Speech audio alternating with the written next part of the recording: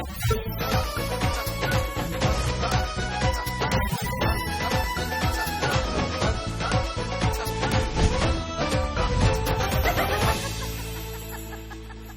علیکم خواتین و حضرات.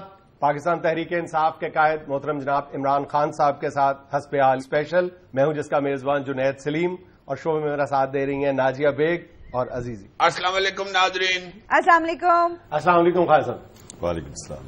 حضرت پہلے تو آپ کا بہت بہت شکریہ, اور ہم تینوں کی طرف سے بلکہ ہمارے ویورز کی طرف سے بھی آپ کا بہت بہت شکریہ. شکریہ تو آپ کا کہ آپ نے مجھے دعوت دی اس پروگرام پہ, وہ پروگرام جو میرے سارے گھر والے دیکھتے ہیں, میری ساری بہنیں دیکھتی ہیں, ان کے بچے دیکھتے ہیں, تو آپ کا بھی شکریہ. یہ دیکھو اس نے زیادتی کیا, اس نے کہا تھا کہ تم خان صاحب کا شکریہ ادا کرنا. اب یہی بات اگر خان صاحب مجھے کہتے تو کتنی بڑی بات تھی. تم ہو ایک بدید آدمی. خان صاحب آئے ہوئے ہیں, مجھے شکریہ کہنے دینا. خان صاحب آپ کی بڑی, جو میں نے ادا کر دیا, بہت شکریہ پڑا ہوا ہے. خان صاحب بڑی مہربانی آپ کی, آپ تشریف لائے ہیں حیور, بہت مزہ آیا ایمان سے آپ کو دیکھ کے. خان صاحب پہلی بات تو یہ ہے کہ میں یہ سوچتا رہتا ہوں کہ آپ کی طبیعت غصے والی ہے یا آپ ویسے ہی سنجیدہ آدمی ہیں, یہ تو مجھے یہ راج بتائیں. اس کا بڑا مشکل جواب ہے.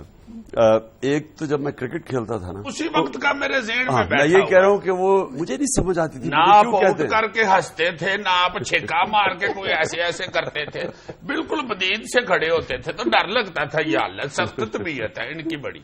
ایک یہ تھا کہ مجھے جب میں باؤنڈری پہ فیلڈ کرتا تھا شروع میں, تو مجھے بڑی شرم آتی تھی جب وہ, آپ کو پتا ہے ہمارے لاہوری جو ہمارا جو کراؤڈ ہے لاہور کا, بڑے بڑے مذاق کرتے تھے, جگتے میں بھی جگتے مارتے تھے, اور میں کھڑا ہوتا تھا باؤنڈری پہ, اور مجھے اتنی, میں کپتان سے ہاتھ کہتا تھا کہ خدا کے واسطے مجھے آگے فیلڈ پہ کھڑا کر, کیونکہ وہ اتنا مذاق اڑاتے تھے. کسی کپتان کو خدا کا واسطہ بھی کہتے تھے جب میں چھوٹا تھا, جب میں نیا آیا تھا. خان صاحب اس وقت تو نہیں پتا تھا نا کہ آپ نے شوکت خانم بھی شروع کرنا اور قربانی کی کھالیں خود بھی جمع کرنی ہے. اس وقت قربانی کی کھال کس کو دیتے؟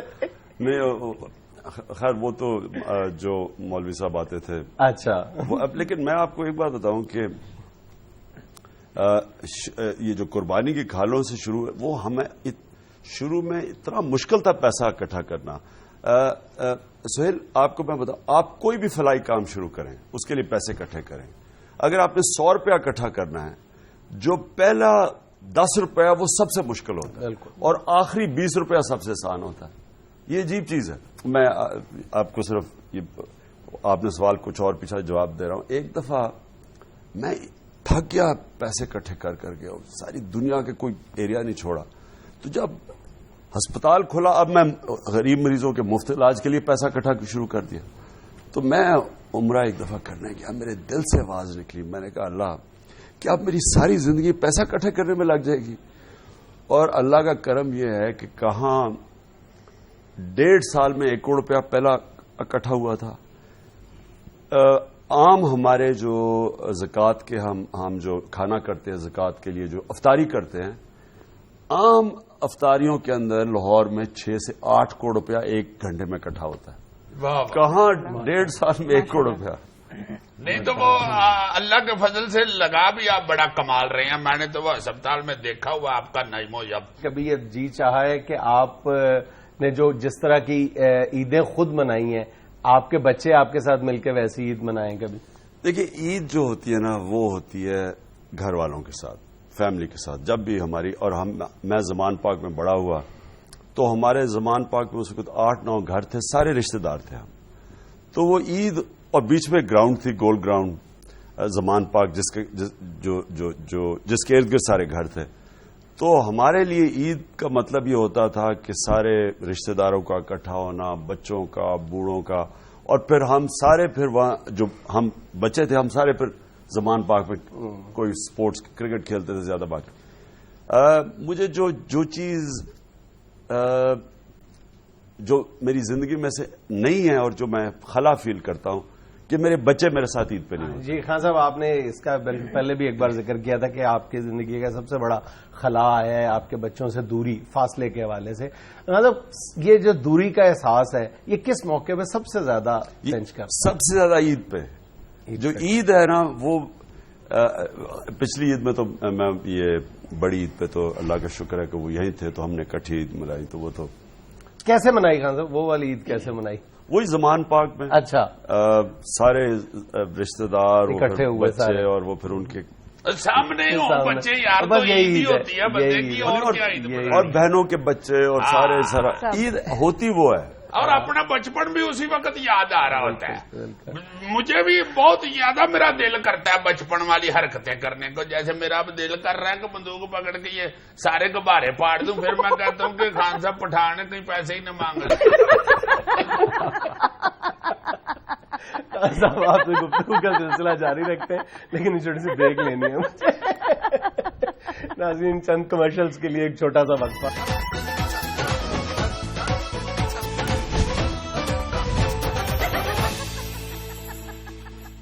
جی پہلے بریک کس لیے لے لی تھی خان صاحب؟ بچوں کے حوالے سے بات ہو رہی تھی. مجھے تو کسی وقت یہ بھی ہوتا ہے کہ آپ کی کیا موج لگی ہوئی ہے. نہ آپ کو کوئی دھنیا لینے ٹماٹر لینے بیچتا ہے نہ ہری مرچ. آپ گھر میں بیٹھ کے رو بھی ڈالتے رہتے ہوں گے. اکیلا رہتا ہوں. اللہ پاک آپ کی مشکلیں آسان کرے. یہ واقعی مشکل چیز ہے. لوگ کہتے ہیں جی آپ نے سیاست میں کوئی قربانی دی. یہ وہ کوئی میں نے کہا قربانی نہیں دی. ایک اگر چیز ہے تو وہ یہ ہے کہ بچے ساتھ نہیں ہیں. لیکن میں پھر سوچتا ہوں کہ میں کتنا خوش قسمت ہوں. اور میں آپ کو سہیل یہ بتانا چاہتا ہوں کہ ایک چیز نے مجھے جو زندگی میں متاثر کیا وہ یہ کہ میں یہاں سے جا رہا تھا دبئی کی فلائٹ پہ. میرے ساتھ ایک آدمی بیٹھا ہوا تھا رو رہا تھا. تو میں نے اس سے کہا میں سمجھا شاید جہاز پہ ڈرتا ہے کہ لوگوں کو خوف ہوتا ہے جب جہاز اڑنے لگتا ہے. میں نے کہا کوئی فکر نہ کرو یہ کچھ نہیں ہوتا. کہتا نہیں میں اس لیے نہیں رو رہا. اور وہ میرے ذہن میں بات پھنس گئی. کہتا میں رو اس لیے رہا ہوں کہ میرے 9 بچے ہیں. ڈی جی خان سے وہ آدمی تھا. کہتا میں اب جا رہا ہوں کام کرنے دبئی ابو دھابی کہیں. اب میں 2 سال کے بعد واپس آؤں گا. بالکل یہی حالت ہوتی. یعنی ایک آدمی میں نے سوچا کہ میں حالانکہ میں جدائی کے باوجود میں ہر 2 مہینے کے بعد بچوں کو ملتا ہوں.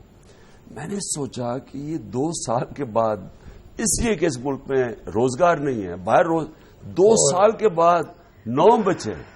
تو جب انسان کو جب اپنے اوپر آتا ہے نا کہ میرے سے بڑا کچھ ہوا ہے تو پھر جب آپ دیکھتے ہو ارد گرد تو آپ سمجھتے ہو کتنے خوش قسمت ہو. کئی لوگوں کے اوپر کیا گزر رہی ہے. بچوں سے دوری ظاہر ہے کہ بڑے تکلیف دہ ایک زندگی کا تجربہ ہے. لیکن یہ ایک طرح سے اگر سیاسی حوالے سے دیکھا جائے تو یہ بلیسنگ ان ڈسگائز بھی نہیں ہے آپ کے لیے کہ اگر آپ کے پاس بھی وہی اسی بچے آپ کے ساتھ رہتے آپ کے ساتھ جلسے جلوسوں میں جاتے الٹیمیٹلی آپ کے دل کے کسی نہاں خانے میں موروثی سیاست کا خیال آ جاتا کہ یار میرے بچے کو آنا چاہیے میرے بعد. میں آپ کو ایک بات بتاتا ہوں. دیکھیں میں اس چیز میں شروع سے ایسے تھا کہ جو مقصد ہے اس کے راستے میں جو آپ ایک بڑا مثلا کرکٹ ٹیم کا کیپٹن تھا. میرا مقصد تھا کہ ٹیم نے جیتنا ہے. تو میں کبھی اپنی ذات کو پھر بیچ میں نہیں آنے دیتا تھا ٹیم سلیکشن پہ. یعنی میں ٹیم جب سلیکٹ کرتا تھا چاہے مجھے کوئی پسند ہو یا ناپسند ہو.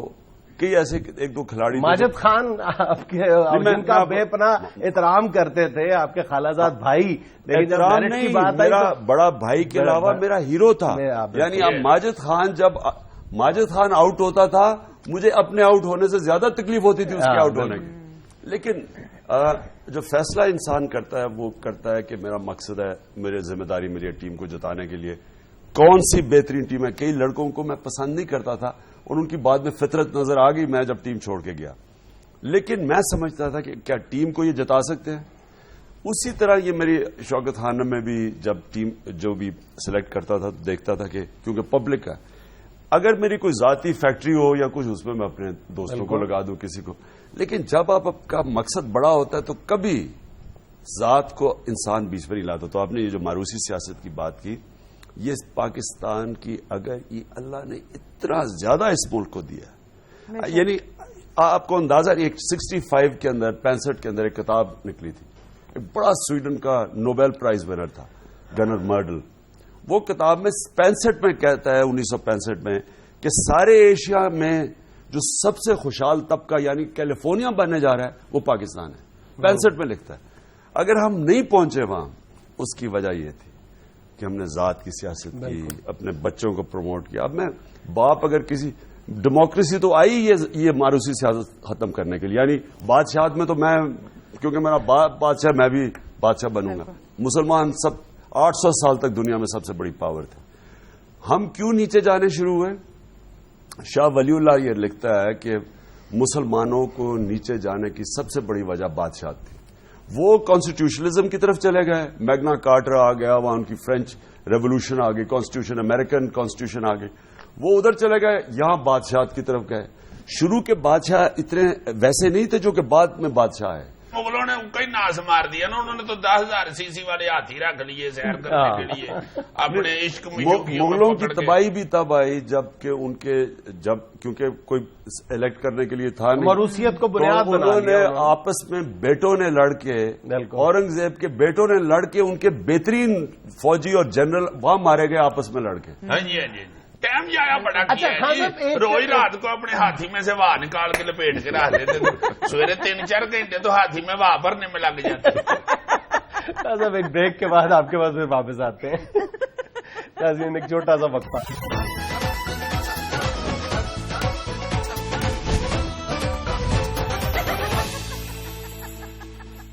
اچھا غازب, ایک آپ اکثر جب اپنے مزاج کی بات کرتے ہیں اور موروثیت یا فیصلوں کی بات کرتے ہیں تو آپ کرکٹ کو ریلیٹ کرتے ہیں.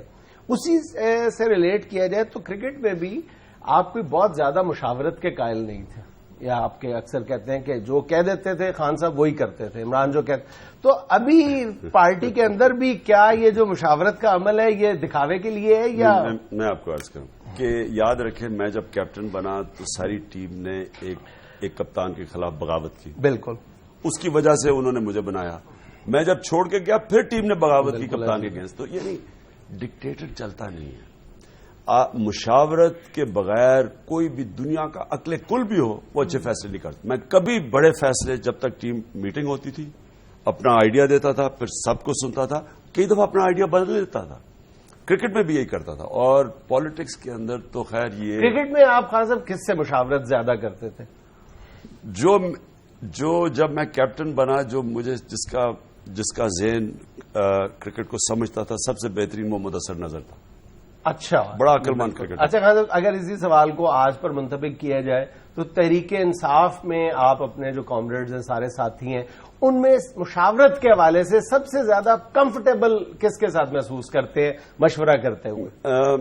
میرا سوال صرف یہی تھا کہ کمفرٹیبل لیول. میں آپ کو عرض کرتا ہوں, دیکھیے جی, مشاورت آپ مشورہ کسی سے بھی لیں, لیکن اگر آپ کا قبلہ درست ہے تو آپ کو پتہ چل جائے گا کس کا مشورہ لینا, کس کا کب نہیں لینا. جو آپ کے نظریے کے ساتھ ہونا, یاد رکھیں کہ جو ہم کہتے ہیں نا یہ دوستیاں وغیرہ یا یعنی اپنے دوستوں کو آگے لانا, یہ کبھی بھی انسان کی جو وفاداری ہوتی ہے وہ نظریے کو ہوتی ہے. کبھی بھی انسان کی, مثلا میری سہیل صاحب آپ سے دوستی ہے, ہم ایک ہی طرح کے ویلیوز ہیں, لیکن کل آپ کوئی قتل کر دیں اور میرے اور آپ کے میں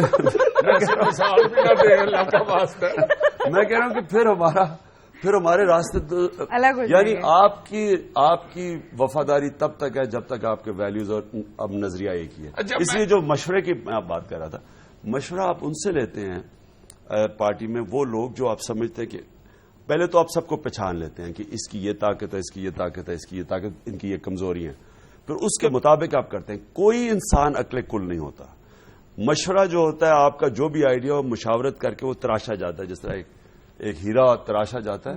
اس کی ویلیو تب بنتی ہے جبکہ ساری آپ نے باتیں سن لی, پھر فیصلہ کریں. لیکن جو آپ بات دوسری کریں, ہاں جب فیصلہ کر لوں پھر میں اس پہ کھڑا ہو جاتا ہوں. سوری خان صاحب, آپ کو انٹرپٹ کرنا پڑ رہا ہے. ناظرین, یہاں میں لینی ایک چھوٹی سی کمرشل بریک, حاضر ہوتے ہیں چند لمحے بعد.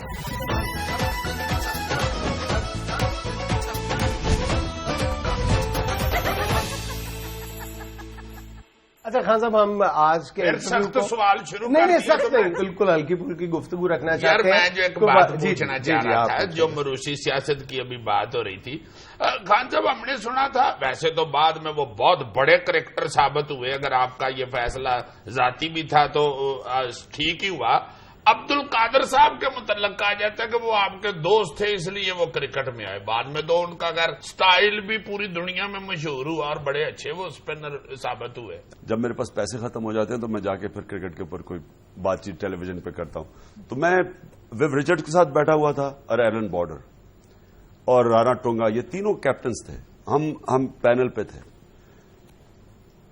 تینوں نے کہا کہ ان کے خیال میں عبد القادر شین وان سے بہتر بولر. میں کرکٹ سے تھوڑا ہٹنا چاہ رہا ہوں اگر آپ کی اجازت ہو. ہمارا اینکر بہت سڑیل آدمی ہے, یہ مجھ سے لڑ پڑتا. خان صاحب چونکہ ایک آپ ہیرو بھی ہیں ہمارے یہ ان میں شروع سے ہی ہم دیکھتے آ رہے ہیں.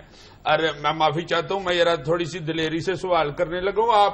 آپ کی طبیعت کو دیکھ کے آپ سے ذرا ڈر نہیں لگتا, مگر آپ کی فیس بک سے مجھے بڑا ڈر لگتا ہے. وہ بڑا لمبتے ہیں, وہ ہمیں بھی نہیں چھوڑتے. وہ آپ کو نہیں, ہم جب کبھی آپ کرٹیسائز کرتے ہیں نا تو لوگ کرتا یہ کرٹیسائز, اگلے دن مجھے کہتے ہیں کہ عزیزی کو تو 7 خون نافت, تیری ایسی تیسی جنید سلیم. میں اتنی جرت کرتے نہیں نا, تم کرتے ہو سیریس. خان صاحب جب آپ ینگ مین تھے, I mean student of Aitchison college of O level A level, آپ بھی یہ 1 ویلروں کی طرح موٹر سائیکل پہ یہ گرلز کالج کے آگے سے چکر لگا کے یہ بھی کبھی سیر سپاٹا دوستوں سے گرلز زمان پارک کے چکر لگایا کرتی تھی. سائیکل پہ جاتا تھا اسکول. ہم تب سارے سائیکلوں پہ جاتے تھے. ارے میں کئی سائیکل ہی اس وقت مطلب اس طرح کی طبیعت نہیں تھی شرارتی پھرنے ٹرنے والی, شروع سے ہی سیریس بندے. سیریس تھی, مجھے شرم بڑی آتی تھی. یعنی یہ ایسی حرکتیں کرتے ہیں. باقی وہ آپ کی طبیعت دیکھ کے بھی فیل ہوتا ہے. اچھا خاصا کبھی اسٹیج ڈرامہ دیکھا تھا جب آپ لاہور میں تھے؟ ادھر ایک دفعہ گیا تھا الحمرا, بہت پہلے. اچھا جی, ایک دیکھا. پنجابی جگت کو انجوائے کرتے ہیں جی پنجابی بہت. ساری ہماری ٹیم تقریباً ساری پنجاب, یعنی 60-70% پنجابی ہوتی تھی. اور پنجابی کے اندر ایک تو مدثر نظر, سرفراز نواز, یہ سارا وقت, اور عبد القادر بھی, یہ اتنی وہ یعنی ساری ٹیم کو ہنساتے تھے یہ جگتیں لگا کے.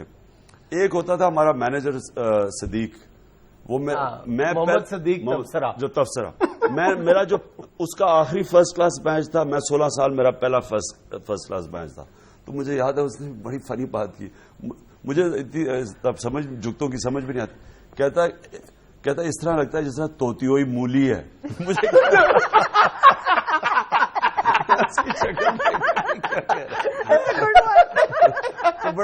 بہت اچھے. ویسے خان صاحب آپ نے بڑی زندہ دلی کا مظاہرہ کیا کہ اپنے آپ کو ہوئی ہوئی جگت بتا دی ہے. اب یہ لوگوں نے انٹرنیٹ پہ پھینک دینی ہے. انٹرنیٹ پہ کوئی نہیں پھینکے گا کون, سارے تو خان صاحب کے اپنے ہیں وہاں پہ. خان صاحب یہ جگتے بھی آپ ماشاءاللہ انجوائے کرتے ہیں, یہ تو کمال آپ کی طبیعت پائی گئی ہے. آپ فلم بھی دیکھنے جاتے تھے دوستوں کے ساتھ؟ ہاں, شروع میں تو ہوتی صرف فلم دیکھنی تھی. تب تو وی سی آر بھی نہیں تھے.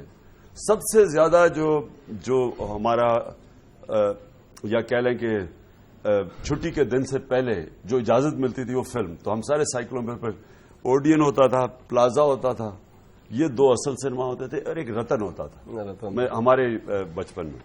تو سب سے بڑا چیز ہوتی تھی فلم دیکھنی.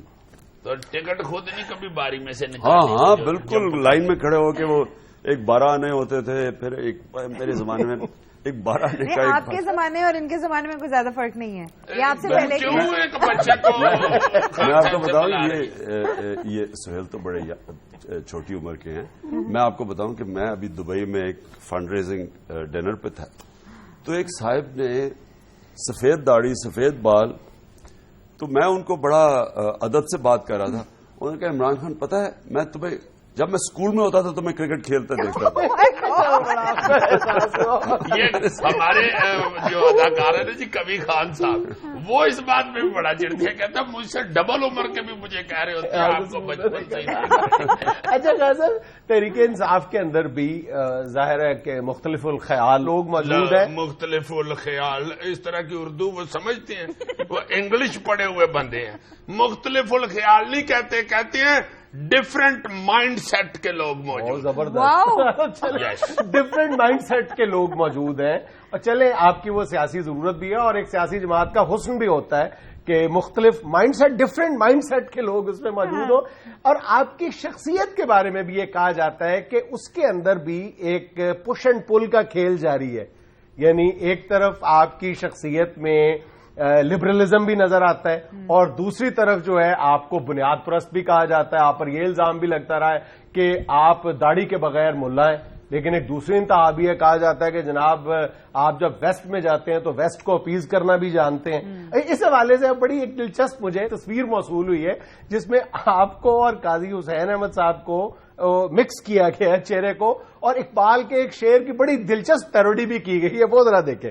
ये बात किसी को नहीं मालूम कि मोमिन काजी नजर आता है, हकीकत में है इमरान।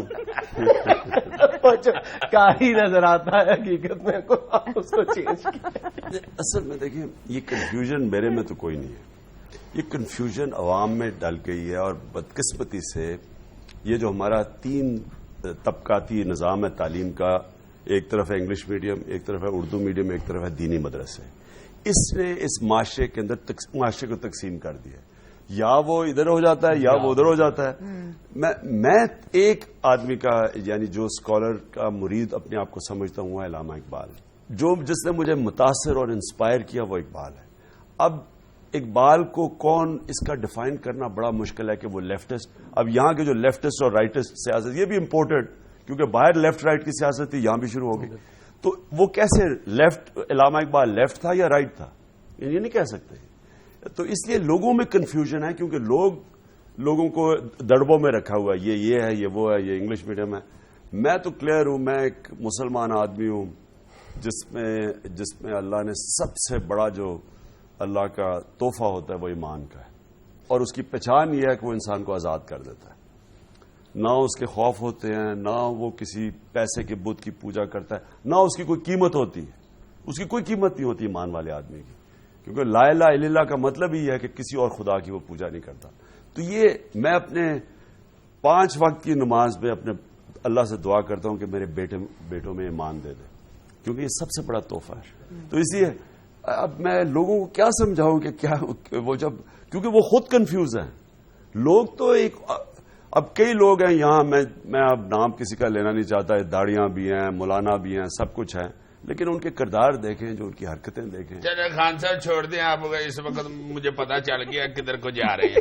अल्लाह साहब एक ब्रेक के बाद आपके पास फिर वापस आते हैं। एक छोटा सा वक्फा।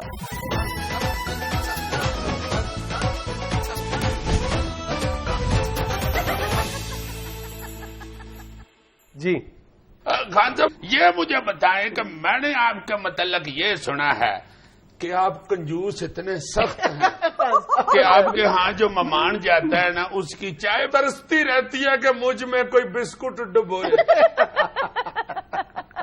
बल्कि कई दोस्त बताते हैं कि खान साहब अगर चाय पे बुलाए ना तो फोन पे कह देते हैं, हाँ यार चाह पीवीए थे, राह चो बिस्कुट लेंदा हमें। आपके बहुत ही करीबी दोस्त, आपके बहुत ही करीबी दोस्त से मैंने पूछा खान साहब की सबसे बड़ी खूबी क्या है, कहते कि वो बहुत ईमानदार है। मैंने कहा खामी क्या है, कहते कंजूस बहुत है। अब सुनो ना जरा, बिस्कुट डॉक्टर ने मना किए हुए हैं आपको। मैं आपको यही अभी बताने लगा हूं। मैं एक दफा अमेरिकन एम्बेसडर नया आया मंटर, वो मिलने आया, तो मैं अब अकेला आदमी घर पे रहता हूँ, कभी खाना खाता हूँ नहीं खाता, जो कई दफा जो वो अपने लिए उन्होंने बनाया होता है घर में वो नौकरों ने, वही खाना भी खा लेता हूं मैं। तो क्योंकि एक आदमी अपने लिए क्या करे, मैं क्या कहूं उसे कोई इतना ज्यादा खाना बनाए। तो अमेरिकन एम्बेसडर आ गया, तो मैंने उनको ऐसी कह दिया, मैंने कहा कुछ वो अमेरिकन एम्बेसडर आ रहा है, उसके लिए जरा कुछ बंदोबस्त करना। अब आप यकीन करें कि पहले तो वो सब्ज चाय ले आए, चलो ठीक है सब्ज चाय, उसके बाद वो बिस्किट ले आए नीचे से, क्योंकि मेरा शहर के बाहर वो, और बिस्किट अभी वो उसके अंदर भी था, वो यानी वो वो भी वो जो सबसे सस्ते मिलते हैं, वो बेचारा अमेरिकन एम्बेसडर खुद वो खोल के। तो देखे मैं असल में मैं आपको बताऊं मेरी नजर में कंजूसी क्या और खुला दिल क्या है। انسان کو اپنی جو ضروریات ہیں اس کے مطابق رہنا چاہیے. میں نہ مجھے کوئی کپڑوں کا مہنگے کپڑے پہننے کا شوق ہے، نہ مجھے کوئی مہنگی گاڑیوں کا شوق ہے. میں صرف ایک قرآن کی آیت ہے کہ اتنا پیسہ رکھو جتنی ضرورت ہے، باقی دے دو. اب جب آپ معاشرے میں اتنی غربت دیکھتے ہیں تو آدمی اپنے اوپر جب پیسہ خرچ کرتا ہے تو سوچتا ہے کہ یہ اگر میں پیسہ بچا کے کسی کی مدد کر دوں، کسی ہسپتال کو دے دوں. اور دو اس وقت کام کر رہا ہوں. ایک شوکت خانم، اس کے لیے میں ساری اپنی زکات دیتا ہوں. پھر ایک پشاور میں شوکت خانم شروع ہو گیا، انشاءاللہ 1.5 سال میں بن جائے گا. اس کے لیے پھر جو یونیورسٹی بنائی ہے، پہلی پرائیویٹ سیکٹر کی یونیورسٹی ہے انٹرنیشنل سٹینڈرڈ کی دیہات کے اندر. اور میرا خیال ہے کہ کئی سال تک شوکت خانم کے سب سے بڑے ڈونر میں میں کہنا چاہ رہا ہوں کہ ماشاءاللہ زکات اتنی دیتی ہیں، چاہ کے ساتھ بسکٹ کیوں نہیں دیتے؟ لیکن میں آپ کو یہ بتانے لگا، آپ مجھے بتائیں کہ کیا وہ آدمی کنجوس ہے کہ جو اپنے لیے تو بادشاہ کی طرح رہتا ہے اور بیچارہ چاروں طرف غربت دیکھتا ہے، اس کو دیتا کچھ نہیں ہے. نہیں، خود تو وہ ہے آپ کھانا بٹوں کی طرح کھاتے ہیں ماشاءاللہ. وہ میں جب کرکٹ کھیلتا تھا تو میں نے ایک دفعہ مٹھے چوستے ہوئے دیکھا تھا، پورا کریٹ چوس گئے تھے. ہارڈلی 7 سے 10 منٹ اس وقت تو کھٹے بھی چوس جاتے تھے. اچھا خان صاحب، جین کی پینٹ کے نیچے آپ نے پشوری چپل بڑی پہنی ہے، بلکہ ہم نے بھی پہننی شروع کر دی تھی. وہ آپ نے سٹائل تھا آپ کا یا وہ بھی کنجوسی ہوئی تھی؟ دیکھیں زہر صاحب، آپ کو بتاؤں، میں نے اپنی زندگی مجھے کبھی شاپنگ کا شوق نہیں تھا. میں شاپنگ کبھی کرتا ہی نہیں تھا. ہماری جب میں کرکٹ کھیلتا تھا، ٹیم جب اترتی تھی یہاں سے سنگاپور، لڑکے کدھر جا رہے ہیں جی؟ شاپنگ کرنے جا رہے ہیں. پھر انگلینڈ ٹیم پہنچتی تھی، کدھر جا رہے ہیں جی؟ شاپنگ کرنے جا رہے ہیں. اچھا، میں تو شروع سے مجھے کبھی شاپنگ کا نہیں تھا. مجھے ایک دفعہ، آج سے پتہ نہیں کتنے 30، میں جب کرکٹ کھیلتا تھا تو کسی نے نا مجھے ایک بوٹیک سے کہا کہ اگر تمہارا سوٹ پہن لو تو، اور کیونکہ میرا انٹرویو ہونا تھا، وہ انٹرویو کرتے ہوئے میرا سوٹ پہن لو تو ہم تمہیں اتنے ساری بوٹیک سے جتنے بھی سوٹ لے لو. وہ سوٹ میں تقریباً 20 سال وہ پہنے. وہ اس لیے نہیں کہ میں کبھی شاپنگ کرنے پھر وہ جب ختم ہو گئے پھر سوکھ کے آپ ہی چڑھ جائے. بات یہ ہے کہ انسانوں کے لیے فرق چیزیں ہوتی ہیں. کئی لوگ سمجھتے ہیں، آپ دیکھ لیں اپنے لوگوں کو کہ ایک سوٹ ہوا، دوسرا سوٹ ہوا، تیسرا سوٹ ہوا. یہ ان چیزوں سے خوشی انسان کو نہیں ملتی، نہ شہرت ملتی ہے نہ عزت ملتی. بہت اچھی یہ غلط فہمی ہے کہ بڑی گاڑی چلا لی، گارڈز 10 رکھ لیے ساتھ، گھڑی پہن لی کوئی کروڑوں روپے کی. میرے تو جب سے موبائل فون آیا میں تو گھڑی بھی نہیں پہنتا. کون لوگ ہیں جو کہ کروڑ روپے کی گھڑی پہن سکتے ہیں؟ اچھا خان صاحب، آپ نے فرمایا کہ آپ وہ پبلک اوپینین یا پبلک پریشر سے خوفزدہ نہیں ہوتا، آپ اپنی رائے پہ قائم رہتے ہیں. لیکن کہنے والے کہتے ہیں کہ آپ نے حالیہ انتخابات میں بہت سارے فیصلے پریگمیٹزم کی، عملیت پسندی کی روشنی میں بھی کیے ہیں، جب آپ نے اپنے بنیادی فلسفے سے ہٹتے ہوئے بھی نظر آئے ہیں. بالکل نہیں کیے. میں اصل میں ہم نے پارٹی میں الیکشن کروائے. اتنا مشکل کام تھا الیکشن کروانا، بڑا پریشر تھا آپ پہ ویسے، اور بڑے لوگوں نے کہا کہ ہٹ جاؤ پیچھے سے، الیکشن میں پارٹیاں ٹوٹ جاتی ہیں. کیونکہ میرا مقصد صرف یہ الیکشن جیتنا نہیں ہے، میرا مقصد تھا پارٹی کو ایک ادارہ بنانا. ادارہ تو تب بنتا ہے جب، اور ماروسی سیاست تب ختم ہوتی ہے جب الیکشن، اور الیکشن میرٹ کا سسٹم ہے. بڑا مشکل کام تھا. اس کے بعد جو الیکٹڈ باڈیز تھی ان کی ریکمینڈیشن پہ ٹکٹ دیے. یہ بھی کبھی نہیں ہوا. اچھا، مجھے ابھی جب میں یہ پہلی دفعہ بورڈ میں بیٹھا، مجھے پہلی دفعہ پتا چلا کہ پارٹی لیڈر تو بڑا پیسہ بنا سکتے ہیں ٹکٹ دے کے، کیونکہ بڑے بڑے لوگ، یعنی لوگ پیسے دینے کے لیے تیار تھے ٹکٹ لینے کے لیے. تو اس کو ختم کرنے کے لیے طریقہ ایک ہے کہ آپ ڈسٹرکٹ باڈیز الیکٹڈ ہوں، ان کی مشاورت سے آپ لوگوں کو ٹکٹ دیں. وہ ہمارا اس میں بڑی خامیاں ہوئی. پہلی دفعہ الیکشن کروایا تھا، کئی غلطیاں ہوئی. وہ اگلے دفعہ نہیں. قطع کلامی کی معافی چاہتا ہوں. کوئی ایک غلطی، یا اگر آپ کو دوبارہ الیکشن لڑنا پڑے، آپ پیچھے چلے جائیں چند ماہ، کوئی تو آپ دوبارہ وہ کام نہ کریں، یا غلطی آج شاید مختلف نتائج ہوتے ہیں. میں آپ کو بتاتا ہوں، پہلے تو اپنے پارٹی کے الیکشنز جنرل الیکشن سے بہت پہلے ہم کر چکے ہیں. لیکن وہ کر لینا تھا. 3 مہینے ہم نے سوچا لگیں گے، وہ 11 مہینے لگ گئے الیکشن پہ، اور وہ بالکل ہمیں ٹائم ہی نہیں ملا. تو پہلے تو الیکشن پہلے کریں گے.